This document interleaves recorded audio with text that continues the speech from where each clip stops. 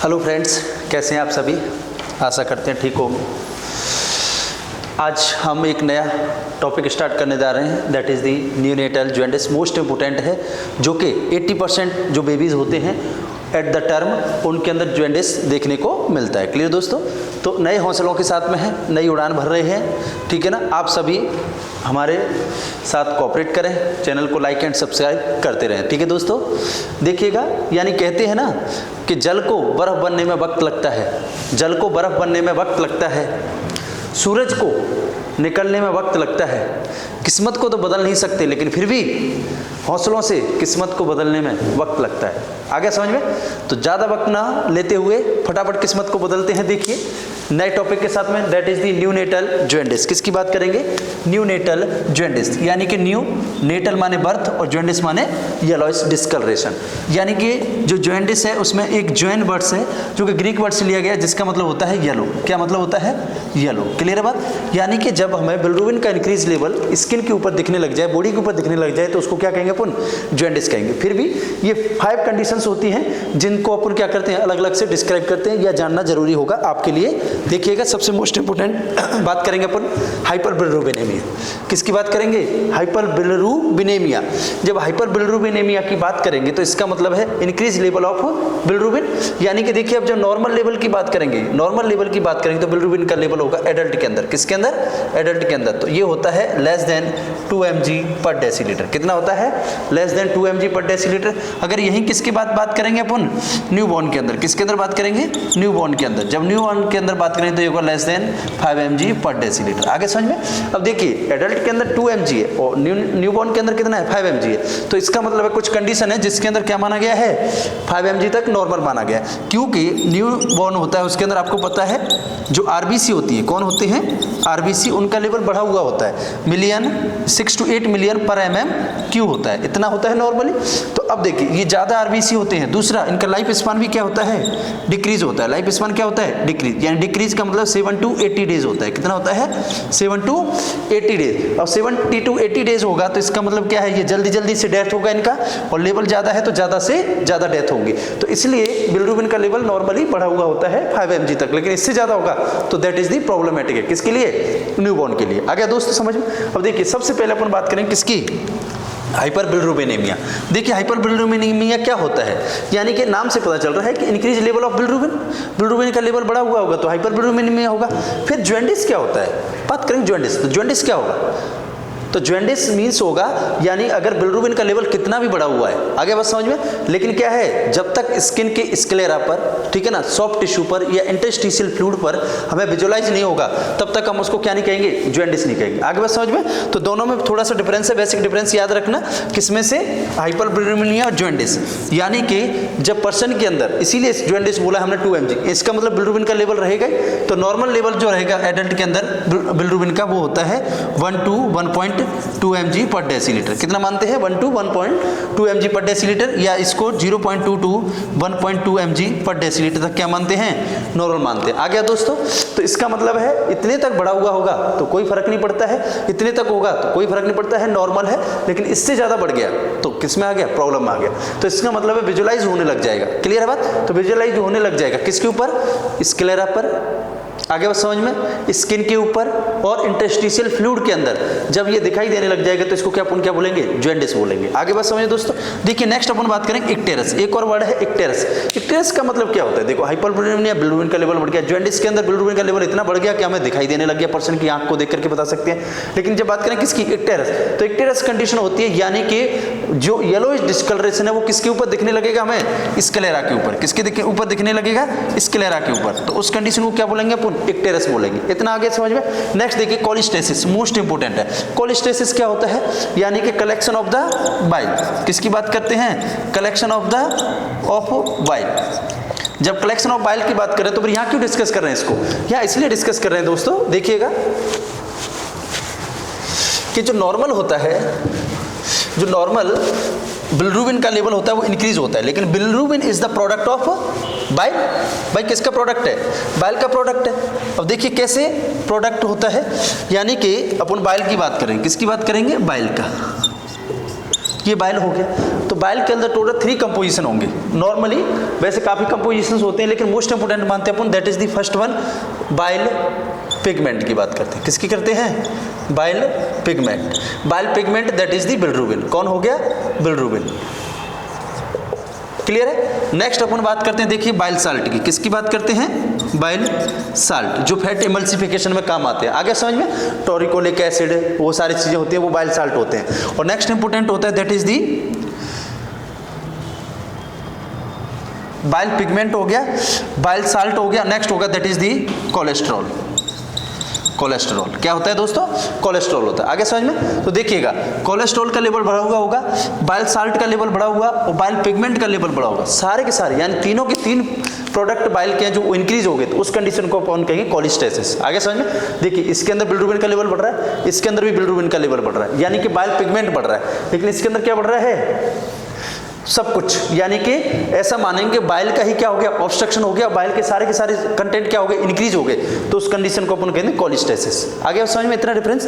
Next होगा that is the connectors. Most important बात करें अपन किसकी? कनेक्टर्स की। तो कनेक्टर्स क्या होता है? यानी कि आपने सुना होगा क्रिगलन-नजारे सिंड्रोम। क्या सुना होगा? क्रिगलन-नजारे सिंड्रोम।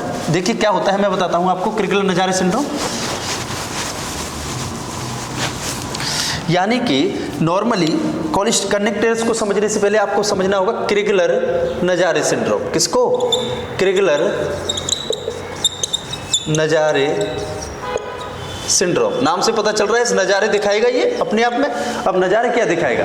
यानी कि देखिए आपको पता है नॉर्मली जो हीमोग्लोबिन होता है, यानी बाइल कहाँ से आता है? जो बिलिरुबिन होता है, बाइल होता है, कहाँ से आता है? आरबीसी की ब्रेक होने से। किसकी?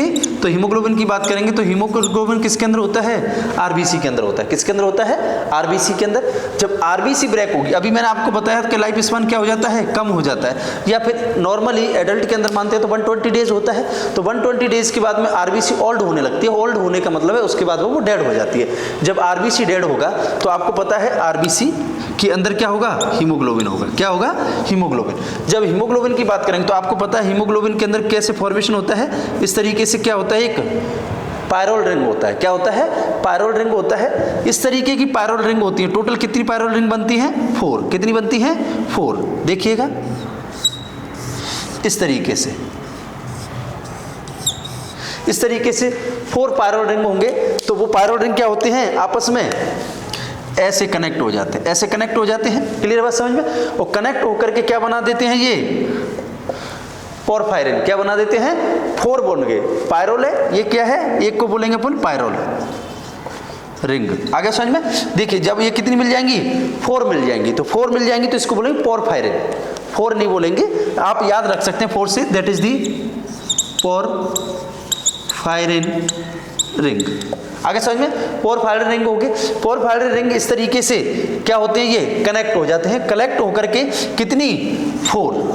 अब ऐसी 4 पोरफायरिन रिंग, पोर्टोपोरफायरिन रिंग बोलते हैं इनको, आपस में क्या हो जाएंगी? कनेक्ट हो जाएंगी ऐसे। जैसे मान लीजिए एक रिंग ये हो गया, एक रिंग ये हो गया, एक रिंग ये हो गया, एक रिंग ये हो गया, टोटल 4 रिंग हो गए। और इनके बीच में जो होता है वो कलेक्शन हो जाता है किसका? आयरन का। किसका कलेक्शन हो जाता है? आयरन का। हीम है तो इसका मतलब क्या होगा? इसके अंदर आयरन होगा कि नहीं होगा? तो ये रिंग बनेंगी इस तरीके से और उनके अंदर क्या होगा? आयरन का कलेक्शन हो जाएगा।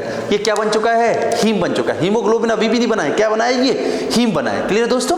अब हीम के साथ में क्या हो जाती है? ग्लोबिन प्रोटीन कनेक्ट हो जाती है। कौन सी? Globin protein. तो देखिए ग्लोबिन प्रोटीन कैसे कनेक्ट होगा? तो यानी कि एक ग्लोबिन प्रोटीन इस तरीके से कनेक्ट होगा, एक इस तरीके से कनेक्ट होगा, एक इस तरीके से कनेक्ट होगा, एक इस तरीके से कनेक्ट होगा।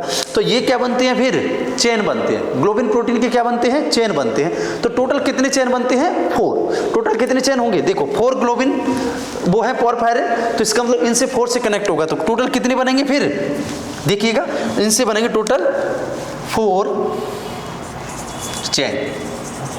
कितने चेन बनेंगे? 4 चेन। अब देखो जब 4 चेन बनेंगे तो इन चेन को अपन क्या बोलेंगे? ध्यान से समझना। अल्फा, बीटा, गामा, डेल्टा आप लोगों ने सुना ही हुआ होगा। तो इस तरीके से रिंग को क्या बोलते हैं अपन? ग्लोबिन चेन बोलते हैं। क्या बोलते हैं? ग्लोबिन चेन बोलते हैं। देखिए क्या, यानी कि टोटल कितनी मिल गई? ये 2 मिल गए। यानी कि ये दोनों को अपन क्या बोलेंगे? Globin chain. और इनको बोलेंगे अपन 2 अल्फा, क्या बोलेंगे 2 अल्फा। आगे समझ में। इसी तरीके से ये जो दो बनेंगे इनको बोलेंगे 2 बीटा, क्या बोलते हैं 2 बीटा।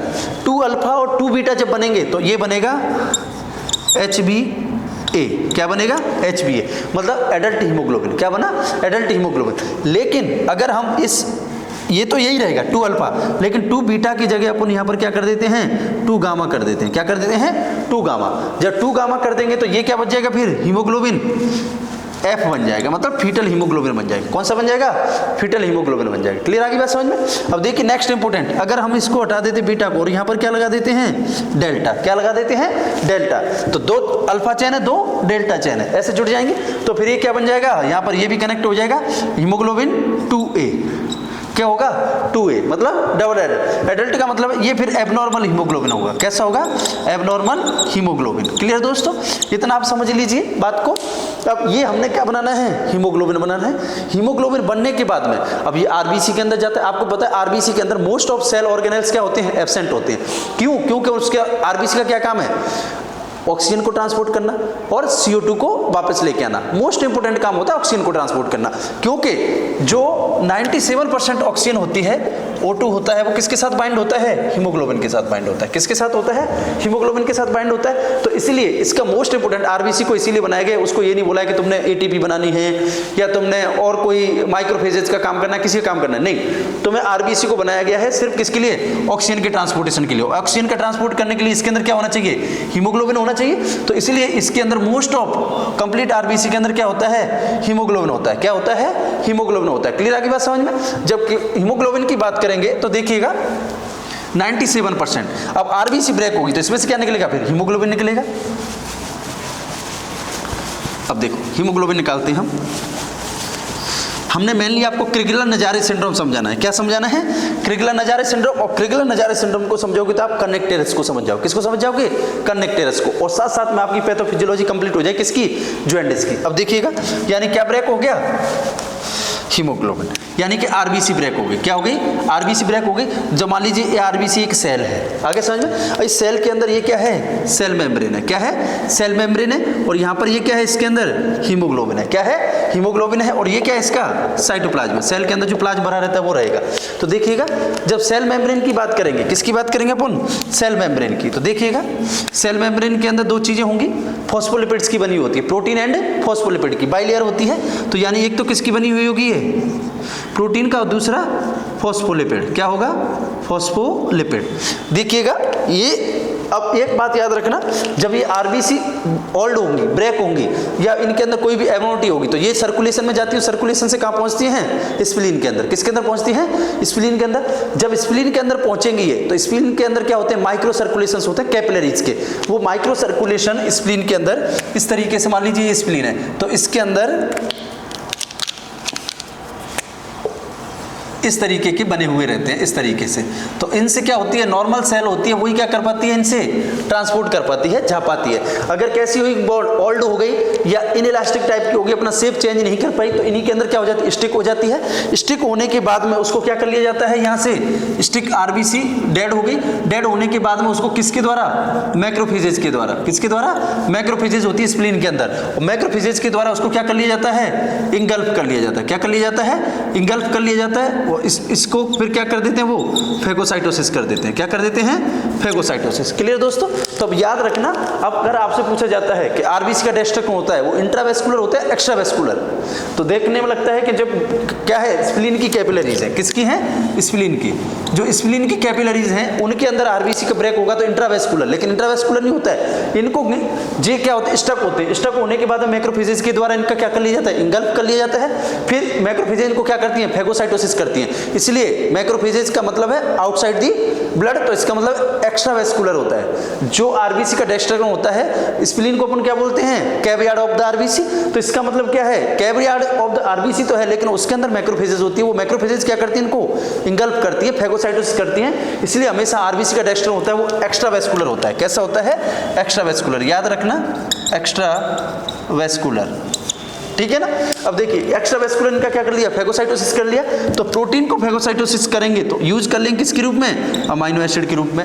फॉस्फोलिपिड को किसके में, फ्री फैटी एसिड के रूप में यूज कर लेंगे। क्लियर है समझ में। अब देखिए ये सेल मेम्ब्रेन हो गया। दूसरा होता है साइटोप्लाज्म। साइटोप्लाज्म के अंदर क्या होता है, मेनली साइटोप्लाज्म होगा। क्या होगा, साइटोप्लाज्म होगा, सेल मेम्ब्रेन। साइटोप्लाज्म के अंदर प्रोटीन्स होती हैं। क्या होती हैं, प्रोटीन्स होती हैं। वो प्रोटीन्स को भी किसमें कन्वर्ट कर देते हैं, वो अमाइनो एसिड में। किसमें कन्वर्ट कर देते हैं, अमाइनो एसिड में। देखिएगा इसके बाद बचेगा कौन, अंदर वाला, दैट इज दी हीमोग्लोबिन। क्या बच गया, हीमोग्लोबिन। आपको पता है हीमोग्लोबिन के अंदर दो चीजें होंगी, एक तो होगा हीम, अभी देखा था हमने, और एक होगा ग्लोबिन। प्रोटीन के जो चेन बने थे, तो इसका मतलब एक क्या होगा, ग्लोबिन, और एक क्या होगा, हीम।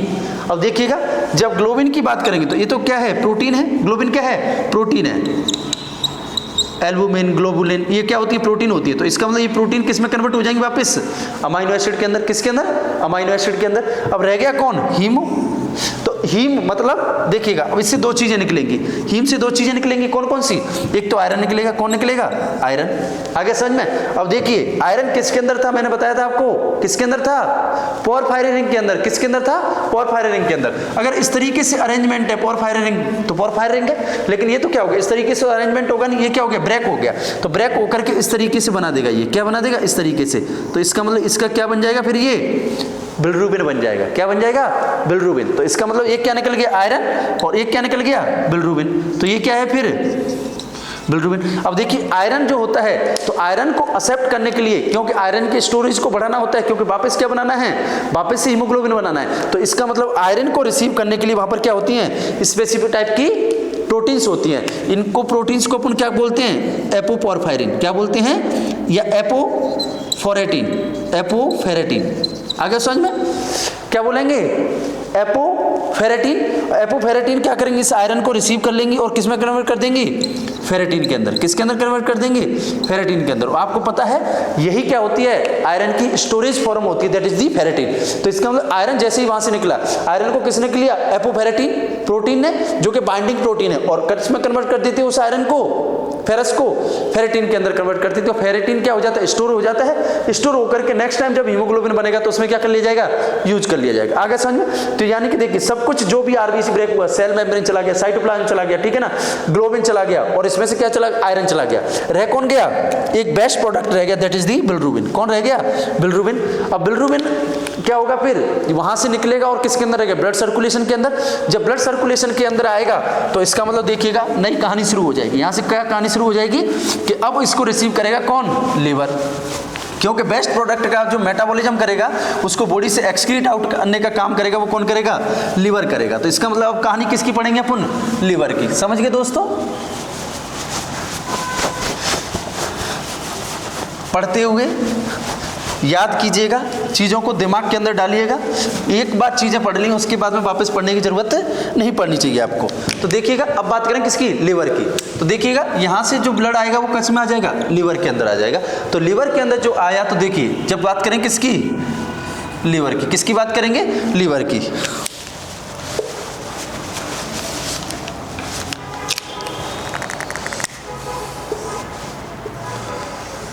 ये लीवर हो गया। क्या हो गया, लीवर। इस तरीके से जब लीवर के अंदर आएगा तो आपको पता है लीवर के अंदर दो तरीके का सर्कुलेशन आता है, एक तरीके का सर्कुलेशन जाता है। तो यानी कि एक तो आएगा यहां से कौन, पोर्टल सर ब्लड, कौन सा आएगा, पोर्टल वेन्स का ब्लड आएगा। दूसरा यहां से किसका आएगा, हेपेटिक आर्टरी का आएगा। किसका आएगा, हेपेटिक आर्टरी। क्लियर है। तो यानी कि देखिए जब हिपेटिक आर्टरी का ब्लड आ गया, इधर से पोर्टल वेन का आ गया, तो यहाँ पर क्या होते हैं, हिपेटोसाइट होते हैं। क्या होते हैं, हिपेटोसाइट होते हैं। हिपेटोसाइट क्या होते हैं, लिवर के सेल होते हैं जो कि क्या बनाते हैं, हिपेटिक लोब्यूल्स बनाते हैं। क्या बनाते हैं, हिपेटिक लोब्यूल्स। हिपेटिक लोब्यूल्स को अपन बोलते हैं लिवर का structural and functional unit. Clear है दोस्तों। तो यानी कि देखिए इस तरीके से मैं सिर्फ आपको दो शो कर रहा हूँ, एक ये हो गया, एक ये हो गया। इस तरीके से क्या बन गए, ये हिपेटोसाइट। हिपेटोसाइट के पास में कौन आएगा, बिलिरुबिन आएगा। तो इसका मतलब लिवर के पास हमने किसको पहुंचाना है, बिलिरुबिन को। किसको पहुंचाना है, बिलिरुबिन। कहाँ से निकला था, जो हमने अभी देखा था हीम को ब्रेक किया था। तो बिलिरुबिन किसके द्वारा, वाटर सर्कुलेशन के द्वारा कहाँ जाएगा, लिवर के अंदर। और लिवर के पास में यहाँ पर क्या होती हैं, इस तरीके से रिसेप्टर्स होते हैं। क्या होते हैं, रिसेप्टर्स होते हैं। अब देखो बिलिरुबिन डायरेक्ट तो आएगा नहीं, तो इसका मतलब है जब ब्लड के अंदर कौन रह रहा होगा, बिलिरुबिन रह रहा होगा। कौन, बिलिरुबिन। तो बिलिरुबिन को बाइंडिंग करने के लिए लिगैंडिन प्रोटीन होती है। कौन सी होती है, तो बिलिरुबिन प्लस लिगैंडिन प्रोटीन, जो कि एल्बुमिन प्रोटीन होती है। कौन सी होती है, एल्बुमिन। देखिएगा, यानी कि बिलिरुबिन और लिगैंडिन प्रोटीन आपस में क्या होंगे, बाइंड होंगे। बाइंड होकर के अब ये बिलिरुबिन इसको लेके आएगा किसके पास में, लिवर के पास में। जैसे लिवर के पास आएगा, हेपेटोसाइट सेल के पास आएगा, तो जो हेपेटोसाइटिक सेल होते हैं वो क्या करते हैं, इस बाइंडिंग प्रोडक्ट को यहाँ पर रिसीवर होते हैं। कौन होते हैं, रिसीवर। रिसीवर का मतलब होता है रिसेप्टर्स। कौन होते हैं, रिसेप्टर्स। ये रिसेप्टर्स एक्टिवेट हो जाते हैं और इस बाइंडिंग बिलिरुबिन को क्या करते हैं, अपनी तरफ अट्रैक्ट करते हैं, अपनी तरफ खींचते हैं, क्योंकि इसको कहाँ लेके जाना है, अंदर लेके जाना है। अब आपने सुना होगा एक टैबलेट का नाम सुना होगा, एंटी ट्यूबरकुलर ड्रग है, दैट इज द रिफेम्पसिन। क्या होती है, रिफेम्पसिन।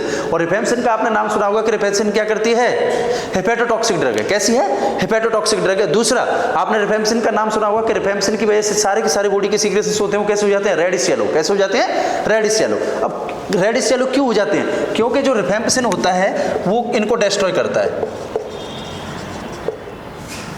रिफेम्पसिन जो एंटी ट्यूबरकुलर ड्रग होता है वो किसको, इन ए रिसेप्टर्स को डिस्ट्रॉय कर देता है जो हेपेटोसाइट पर प्रेजेंट होते हैं। किसके लिए, बिलिरुबिन के लिए, बाइंडिंग बिलिरुबिन के लिए। तो इनके ऊपर आकर के इनको क्या कर देगा, डिस्ट्रॉय कर देगा। अब आप बताओ, अगर ये रिफेम्पसिन ने डिस्ट्रॉय कर दिए तो डिस्ट्रॉय करने के बाद बिलिरुबिन इनको एक्सेप्ट करेगा क्या, नहीं करेगा। कौन, लिवर। तो जब लिवर एक्सेप्ट नहीं करेगा तो इसका मतलब लिवर के अंदर जाएगा नहीं, तो बॉडी से बाहर होगा नहीं, क्योंकि मेटाबॉलिज्म नहीं होगा। तो इसका मतलब बिलिरुबिन का लेवल क्या होता है, इंक्रीज हो जाता है। इसीलिए आपने सुना होगा रिफेम्पसिन के टाइम पर पर्सन को क्या हो जाता है, जॉन्डिस हो जाता है। और जॉन्डिस क्यों, क्योंकि ये कैसे होते हैं, हेपेटोटॉक्सिक ड्रग है। कैसी है ये, हेपेटोटॉक्सिक ड्रग है। तो इसका मतलब फिर ड्रग को अपन क्या करते हैं, स्टॉप करते हैं। क्या करते हैं, स्टॉप करते हैं। और जॉन्डिस को क्या करते हैं, ठीक करते हैं। आगे समझ में। तो रिफेम्पसिन ड्रग है, नाम सुना होगा हेपेटोटॉक्सिक क्यों, क्योंकि ये रिसेप्टर पे काम करती है। अब नॉर्मली आप रिफेम्पसिन को छोड़ दीजिए, अपन तो जनरली बात करते हैं, यानी कि क्या कर लिया, बाइंड कर लिया। बाइंड करने के बाद इसके पास पहुंचेगा कौन, हीमोग्लोबिन पहुंचेगा। कौन, वो सॉरी बिलिरुबिन पहुंचेगा। कौन पहुंचेगा, बिलिरुबिन। जब बिलिरुबिन इसके पास पहुंचेगा, ये क्या कर लेंगे, उसको बाइंड कर लेंगे। वो बाइंड करके कहां पहुंचा देंगे, अंदर। और यहां से किसको फ्री कर देगा, ये एल्बुमिन प्रोटीन को फ्री कर देगा। किसको कर देगा, एल्बुमिन प्रोटीन अपने आप में फ्री हो जाएगी, बिलिरुबिन यहां पर पहुंचेगा। और यहां पर एक और प्रेजेंट होगा, दैट इज दी जीटी। ये क्या होता है, एक एंजाइम होता है जिसका पूरा नाम आपने सुना होगा यूडीपी जीटी बोलते हैं। क्या बोलते हैं, यूडीपी जीटी। यूडीपी जीटी का मतलब होता है यूरिडिल डाइफॉस्फेट ग्लूकोरोनिक ट्रांसफरेज। आगे समझ में। तो यूरिडिल डाइफॉस्फेट ग्लूकोरोनिक ट्रांसफरेज, ये क्या होता है, एक एंजाइम होता है जो कि कहाँ प्रेजेंट होता है, लिवर के अंदर। ये एंजाइम क्या करता है, सारी कहानी यहाँ से शुरू करता है। ये एंजाइम क्या करता है, इस बिलिरुबिन को ब्रेक करेगा। ब्रेक करने का मतलब ये नहीं कि तोड़ देगा, तोड़ने का मतलब है अभी तक जो बिलिरुबिन था, यानी कि यहाँ से जो सर्कुलेशन से जो बिलिरुबिन आ रहा था, ये कैसा था, अनकंजुगेटेड। कैसा था, अनकंजुगेटेड। आगे समझ में। अनकंजुगेटेड का मतलब है इनडायरेक्ट। कैसा था ये, इनडायरेक्ट। और जब तक अनकंजुगेटेड रहेगा, इनडायरेक्ट रहेगा, ये बॉडी से बाहर नहीं निकल सकता। क्योंकि ये कैसा होता है, वाटर इनसॉल्युबल। कैसा होता है,